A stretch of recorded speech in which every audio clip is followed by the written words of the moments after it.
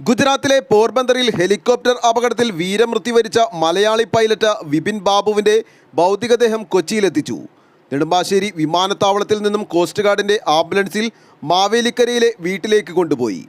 Coast guard senior deputy commandant Alappuzha Kandiyoor Parakkadavu സ്വദേശി വിപിൻ ബാബുവാണ് വീരമൃത്യു വരിച്ചത്. പോർബന്തറിലെ രക്ഷാപ്രവർത്തനത്തിനിടെയാണ് ഹെലികോപ്റ്റർ തകർന്ന് അപകടമുണ്ടായത്. വൈകിട്ട് വീട്ടുവളപ്പിലാണ് സംസ്കാരം.